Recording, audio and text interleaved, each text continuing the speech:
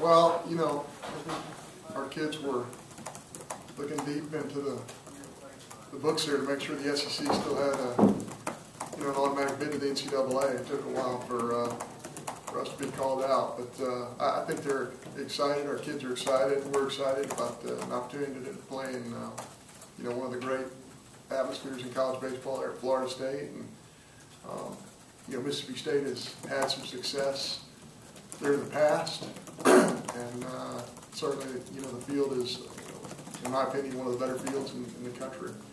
So Sanford had a great year, and I know UAB got it going at the end there, and with the job Brian Shoup does at at UAB year in, year out, I think Coach Shoup's one of the great coaches in the country, so I know they'll be prepared and ready to go. But it's kind of like Coach Martin said, it's a new season. You can't really look at what's happened in the previous weeks. You got to start the whole process over, and you got to get ready to prepare. And we've already done that this morning at 10 o'clock. We're in the weight room. Our kids are getting after it, and we're going to have a great week of preparation. We'll get into this afternoon administratively, kind of figure out our travel plans and get ready to play a very good Sanford team with very, very good arms. His thoughts on playing on going to the number 3 national seed? Yeah, I think the committee has a very, very difficult time. It's not a perfect process by any stretch of the imagination, but I think they do the very best they can.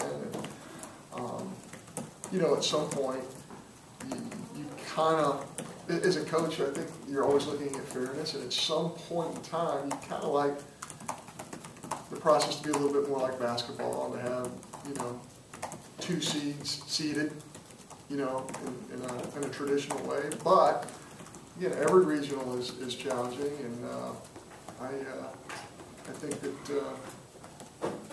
you have to beat great teams in order to have a chance to get to Omaha. So no matter which regional you're in, so certainly Florida State will be a great challenge for us, and again, I think our kids are really excited about that opportunity. With the crowd that you were able to draw in Hoover yesterday, is this probably one of the better places to go proximity-wise for the fans to come and travel? Well, certainly, we would absolutely love to have as many fans show up down in Tallahassee, and it's not close. I think Everett was telling me it's 400 miles right on the button. It's not close, but I do know that our fans have been tremendous, and for them to make that trip would be great for our program, great for our kids, and but yeah, I think it's not ridiculous. It's not the other side of the country, and it's still in our region, and I think that we have a whole lot of fans that live in the Panhandle there of Florida. So hopefully those guys will make their way over and cheer for the Dogs. You guys are matched up with the Stanford Regional. There's thought that if you guys somehow get through the Tallahassee Regional, maybe you can host a Super Regional. Do you feel like you guys have a shot at that if you do advance? You always ask me those types of questions, and I always give you the same answer.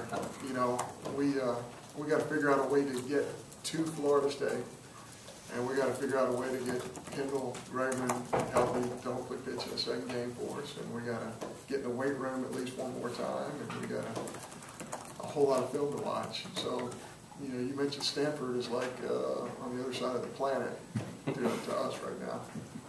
John, are you committed to having Chris throw the first game against Stanford? We'll look at that.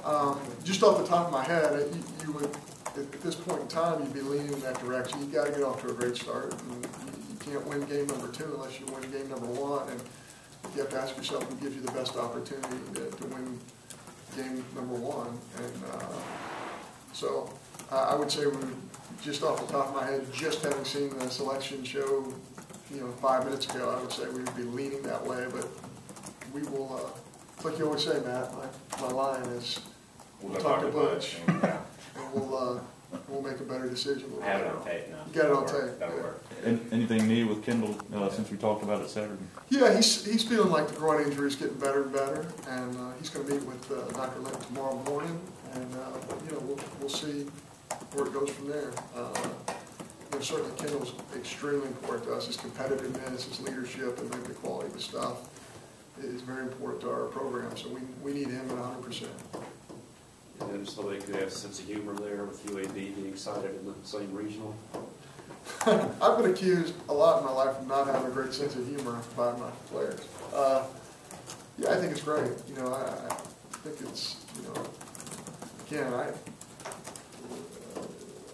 obviously Coach Shoup, having Mississippi State ties and having a great coaching career. I many times in my career picked up the phone and called Brian Shoup to get his level of expertise on any number of different things. I think he is one of the brightest, most unheralded, underrated coaches in the country today, and I think the guy in the back of the room is going to probably back me up on that because he played for him, Butch Thompson did. So, yeah, we have a tremendous amount of respect for their staff and the way they go about it.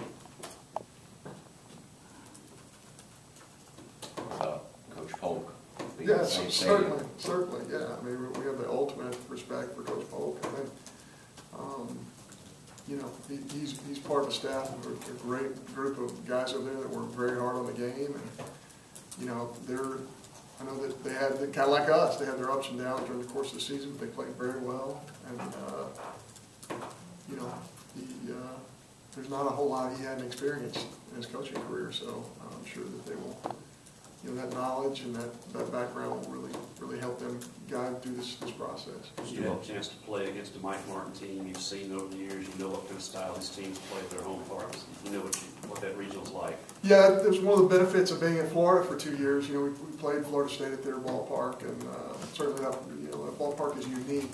You have to adjust a little bit to the ballpark. It's not generic in its nature. It's, you know, the right side plays really short, and that can be deceiving if the wind's blowing out of that direction, or, you know, it's a little bit like Kentucky. It's a right side that you have to deal with, and you know, the surface is a little bit different. I remember being pretty quick, and those guys played awfully well at home. So, but you know, I really like the way Mississippi State's playing right now, and that's our main concern.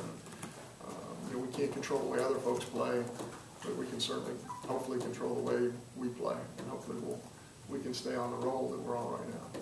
How's the preparation different, John, from last year when you were just kind of coming in off of 0-2? This year you were, like I said, nobody wants to play Mississippi State. I'm sure the preparation doesn't change, but how do you get it restarted again? Well, really the preparation part, in terms of the baseball part of it,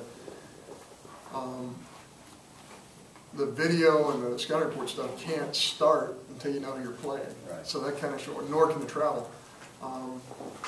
Certainly, now everything gets sped up to a certain extent. I'm trying to rush through and get as much information as you can, but you know, we'll get as much video as we can. You know, we was just in the weight room, and Butch Thompson was already meeting with Mitch Slaughter talking about, hey, as soon as we know who we're playing, we're going to start going over their lineups. We're going to start having our meetings with our pitching staff, and you know, certainly the main objective is Samford, but you'll really work hard on the whole field, knowing that you know you'll play somebody besides Samford as well. But does it feel different being SEC champs compared to last year when you were 0-2 and back in Starkville for a while? Absolutely, sure, because your kids feel like they're on a roll. They feel like they're playing well, and they are.